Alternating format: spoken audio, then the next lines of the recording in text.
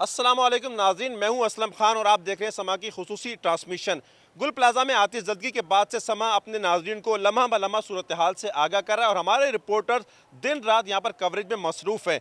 जब यहां पर आग लगी और अब तक की क्या सूरत हाल रही, जिन रिपोर्टर्स ने यहां पर उन मनाजिर को देखा, उस तमाम सूरत हाल से आपको आगाह करेंगे। सबसे पहले मैं बात करूंगा शाहनवाज़ कादरी से। शाहनवाज़ कादरी सबसे पहले यहाँ पर पहुँचे थे, जैसी आग की इतला मिली फौरी तौर पर वो यहाँ पर पहुँचे। शाहनवाज़, क्या देखा था आपने? फायर ब्रिगेड कब पहुंची? और अगर हम बात करें कि आग लगी 10:15 बजे और 12 बजे तक, क्या सूरत देखी वो बताएं।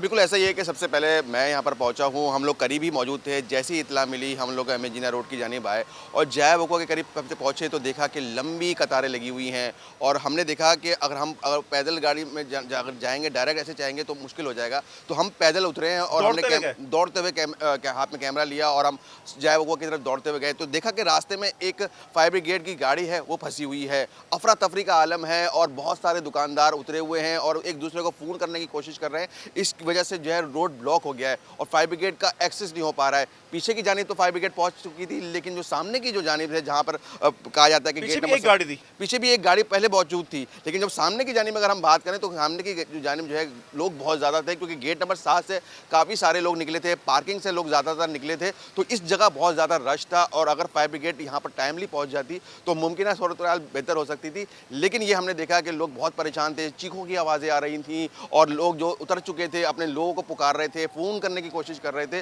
तो बहुत ही अफरा तफरी का आलम था। हमने भी कोशिश की कि लोगों से बात करने की, हमने कैमरा जब माउंट किया तो पता चला कि यहाँ पर बहुत ज़्यादा आग लगी हुई है और हाथ से धुआं हमने दूर दूर तक नजर आ रहा था। मैं शाहनवाज़ अगर पूछूं 10:15 से 11 तक, उस वक्त तक कितनी गाड़ियां थी? फिर 11 से 12 तक कितनी गाड़ियां हो गई थी? देखिए, अगर हम टाइम कैलकुलेशन के हिसाब से करें तो फौरी तौर पर जो है ना 1 घंटे के दौरान हमने यहाँ देखा है कि 10 से 11 गाड़ियाँ पहुँच चुकी थी। मोनिस, आप यहाँ पर मुसलसल जो इमदादी कार्रवाई है, जो रेस्क्यू इदारों का रिस्पॉन्स था, उस पर आप क्या कहेंगे?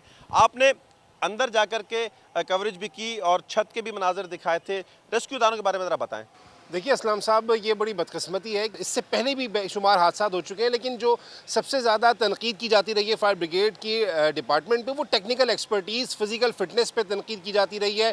इस मरतबा भी हमने देखा जो ताजिर थे, जो दीगर मुतासरीन थे, वो बहुत ज़्यादा यही सवाल उठाते रहे कि जिस तरीके से फायर ब्रिगेड का रिस्पॉन्स था, अब बहुत सारे लोगों का ये कहना था कि उस तरीके से ये अंदर पेनिट्रेट कर नहीं सके वो टीमें। एक तो ताख़ीर से पहुँची, उसके बाद जो इनका पानी का प्रेशर था वो स्लो था, जिसकी वजह से लोगों को मुश्किल का सामना करना पड़ा।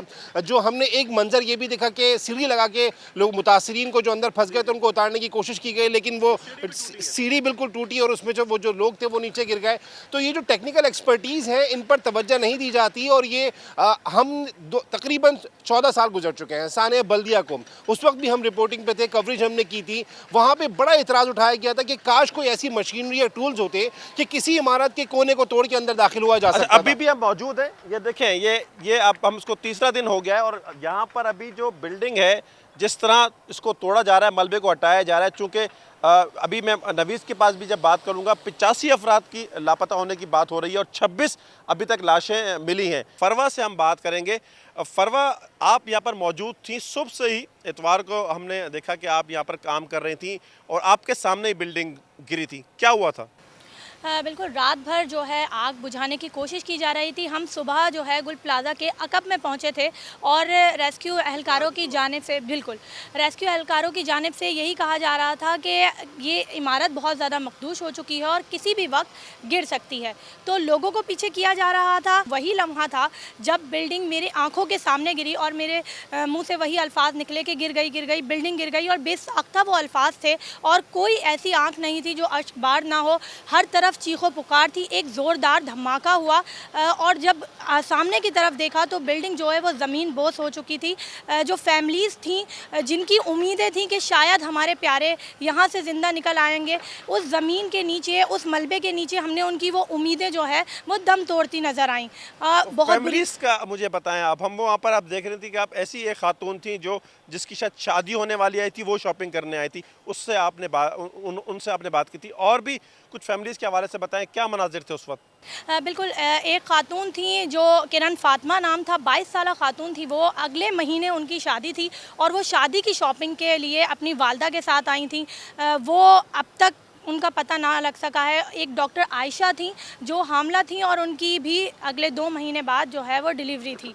बच्चे के साथ आई थी जो 8 साल का बच्चा था, वो भी मिसिंग है, और एक बच्चा जो 12 साल का था वो घर में उनका इंतज़ार करता रहा। बड़ी इस तरह की बहुत अलमनाक कहानी है। अब मैं काजी साहब से बात करूंगा। जब हम वहाँ पहुँचे लाइव कवरेज के लिए, तो ज़ाहिर है जो मनाजिर अमूमन होते हैं आग लगने के बाद रश, लेकिन एक जो नहायत एक ऐसा एक्सपीरियंस जिस पे अफसोस भी होता है। जैसे हमारी कुलीग फरवा ने बताया कि हर आँख अशबार थी, लोग रो रहे थे, लेकिन हमने ऐसे मनाजिर भी देखे कि लोग जोक दर आ रहे हैं, हंसी मजाक कर रहे हैं, वीडियोस बना रहे हैं, रेस्क्यू वर्कर के काम में रुकावट बन रहे हैं, उनको बार बार धकेला जा रहा है, बार बार दरख्वास्त की जा रही है। लेकिन ये न जाने कैसे लोग थे जो कि महज तमाशबीन थे, उनमें से मुतासरीन बहुत कम थे। ये एक बड़ा मैं कहूँगा, आप जब कवरेज कर रहे थे लोग बहुत करीब गए थे जब वो बिल्डिंग गिर रही थी, उस वक्त के मनाजिर का बिल्कुल यही हमने जब आपको बताया मैंने कि रेस्क्यू एहलकार उनको बार बार पीछे क्यों धकेल रहे थे, क्योंकि आग की जो बिल्डिंग में जो इमारत में आग लगी थी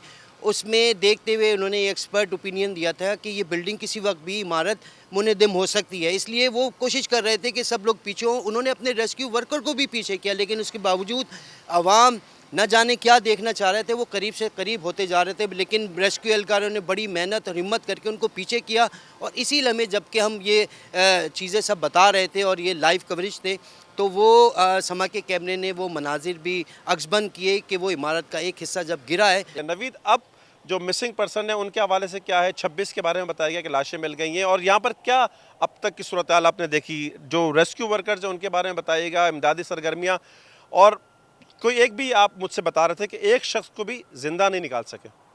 बिल्कुल ऐसा ही है। जो मिसिंग पर्सनस हैं उनकी तादाद मुसलसल बढ़ती जा रही है। जैसे जैसे लोग जो है जो हेल्पलाइन पुलिस और डीसी ऑफिस ने कायम की, इनसे रब्ता कर रहे हैं, उसमें मिसिंग पर्सन का आके बता रहे हैं तो उनकी तादाद बढ़ती जा रही है। 85 है। डीसी साहब कहते हैं अगर ये डबलिंग भी हुई तो तकरीबन 75 से ज़ायद जो है बनती है। इसमें 26 लाशें निकाली गई हैं, और अब जो है इसमें जो है बदकिस्मती जो है वो ये है कि अब अगर इसमें से अगर किसी की लाश नहीं मिलेगी, अब बाकियात मिलना शुरू हो गई हैं, क्योंकि अब जो अज़ा मिल रहे हैं वो या तो हड्डियों की सूरत मिल रहे हैं या अज़ा मिल रहे हैं। इस पूरे सिनेरियो का सबसे जो है तारीख पहलू ये है कि पूरी इमारत जल के खाकसर हो गई, और उसे जो है आग बुझाने का नाम दिया जा रहा है, और अब जब लाशें और बाकियात निकाली जा रही हैं और इसको रेस्क्यू ऑपरेशन का नाम दिया जा रहा है। साजो सामान की कमी थी, फ़ोम का इस्तेमाल नहीं किया गया, मुसलसल पानी मारा जाता रहा, और फ़ोम जो है वो हमें कहीं नज़र नहीं आया। सिर्फ एक वक्त में हमें ऐसा लगा कि थोड़ी देर के लिए फ़ोम का इस्तेमाल किया गया है। क्योंकि शाहनवाज़ के पास एक सवाल है कि जो मैं शाहनवाज़ आपसे जानना चाहूँगा कि जिस तरह नवीद ने बताया कि देखिए आग लगी है, आपने कहा 10 फायर टेंडर्स आ गए थे उस 1 घंटे में, सवा घंटे में, लेकिन सवाल तो है कि पानी भी ख़त्म हो गया होगा। ज़ाहिर है उन्होंने फौरी पानी का इस्तेमाल किया। पानी की सप्लाई कैसे थी? यहाँ पर सबसे बड़ा मसला है यहाँ पर इंफ्रास्ट्रक्चर का। आप यहाँ करीब देख लेंगे, यहाँ पर जो है पूरी रोड खुदी हुई है, ग्रीन लाइन का काम चल रहा है, और यही सूरत हाल शहर भर की है।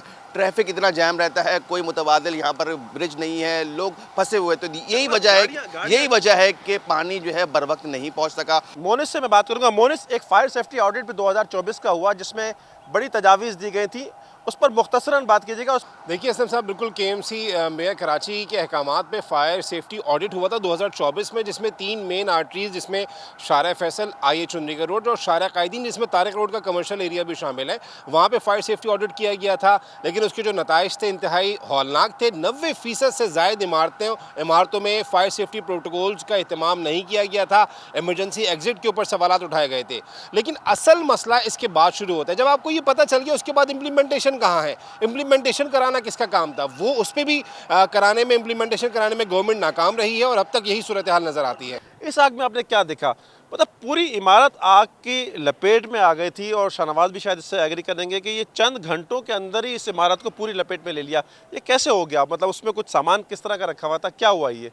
इसमें जो है 3 चीज़ें हैं। एक तो फायर ब्रिगेड का जो रिस्पॉन्स था वो ताख़ीर से रिस्पॉन्स था, वो मुकर्ररा वक्त पे नहीं पहुंची, और दूसरा जो है जब इसने एक दुकान से इसका आगाज़ हुआ तो उसके बाद जो है दुकानदार जो शॉपकीपर से सारे वो अपना सामान बचाने की कोशिश करते रहे, और किसी उसमें भगदड़ ज़्यादा मची, और जो है लोगों में अफरा तफरी जो है वो ज़्यादा फैली। फिर तीसरा पहलू था कि गाड़ियाँ जो है बड़ी देर से इसको जो है तीसरे दर्जे की आग करार दिया गया और पूरे शहर की जो फायर टेंडर्स हैं वो काफ़ी देर से इसमें जो है यहाँ पर जो है रवाना किए गए। नाज़रीन, ये हमारे रिपोर्टर्स जो लम्हा ब लम्हा यहाँ पर कवर करते रहे और अभी भी मुसलसल कवरेज करते रहे।